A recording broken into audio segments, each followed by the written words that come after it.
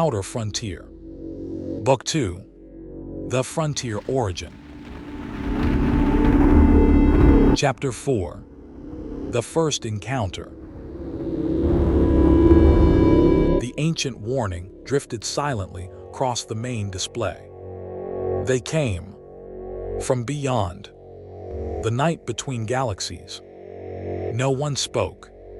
Commander Nathan Hale stared at the recovered star map for a long moment before quietly issuing his next order.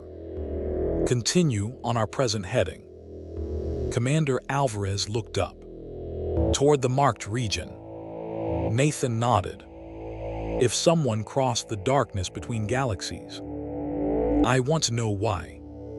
The Pathfinder left the abandoned world behind. Days passed. The stars grew noticeably thinner. The familiar glow of the Milky Way slowly faded behind them. For the first time in human history, an exploration vessel intentionally sailed toward intergalactic space. The crew joked that they were trying to find the edge of creation. Nathan smiled at the comments. No one imagined how close those words would become to the truth. On the 6th day, Lieutenant Ishikawa frowned. I'm seeing synchronization errors. Commander Alvarez turned. What kind? Our atomic clocks disagree. By how much? Only a few nanoseconds. Dr. Ross looked over the data. Sensor interference. No. Radiation. No. Engineer Hassan checked the navigation systems. The engines are functioning perfectly. Nathan looked at the starfield. Keep monitoring. An hour later, another report arrived. Commander, our long-range sensors are receiving echoes. Echoes? There shouldn't be any. The display showed faint returns from empty space. Signals appeared, then disappeared, as though something enormous had briefly reflected the sensor pulse before fading again. No object could be resolved. No explanation fit the data. The crew continued forward. The region ahead seemed empty, until a single contact appeared. Distance at 2 million kilometers. Velocity minimal. Mass unknown. Silence filled the bridge. Lieutenant Ishikawa whispered, I wasn't expecting that. Neither was Nathan. The object slowly emerged from the darkness.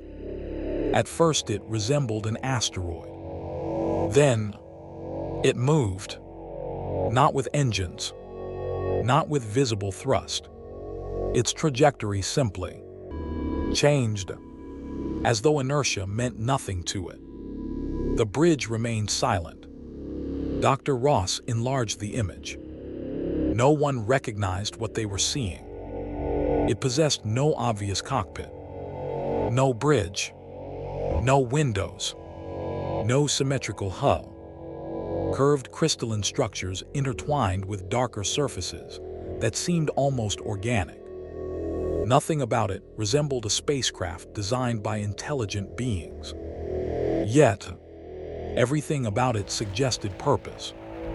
Nathan took a slow breath. Open every communication channel. The transmitter activated.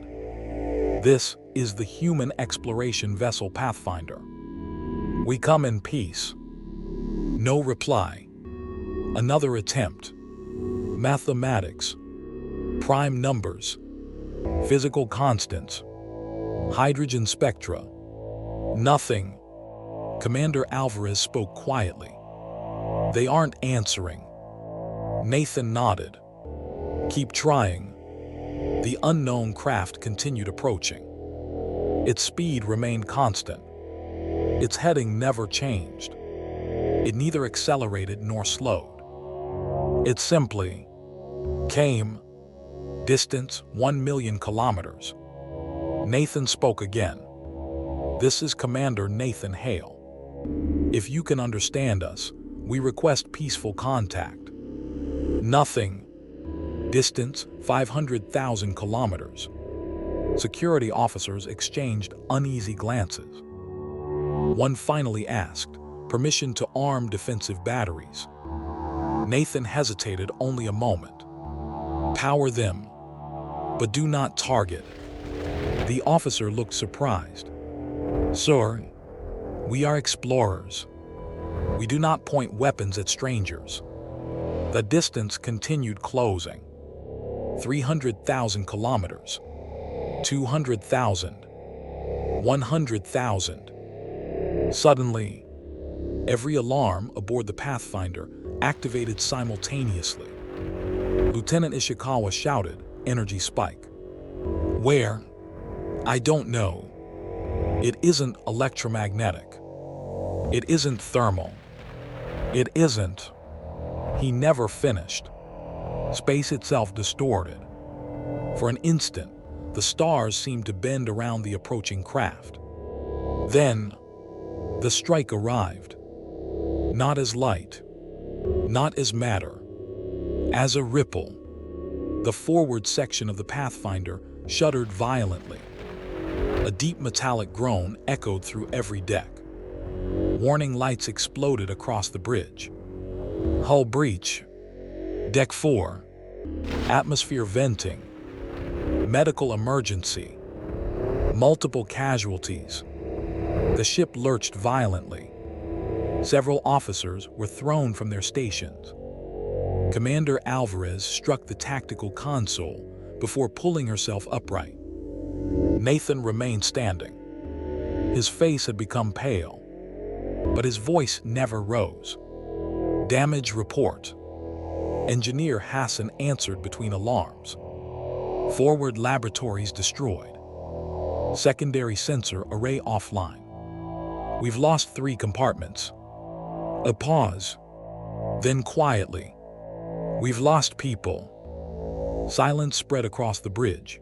Nathan closed his eyes for barely a second. Then opened them again. Return fire. Every officer froze. The order felt impossible. History had just changed. The Pathfinder's small defensive railguns fired. Not to destroy, not to pursue, simply to force distance. The first salvo missed completely. The second crossed ahead of the strange vessel. The third struck something protruding from its flank. There was no explosion. Instead, a branching crystalline structure fractured away from the craft. The unknown vessel immediately altered course. For the first time, it reacted. Not with anger, not with aggression, with urgency. It maneuvered toward the drifting fragments, as though recovering them mattered more than continuing the attack. It stopped firing, Alvarez whispered.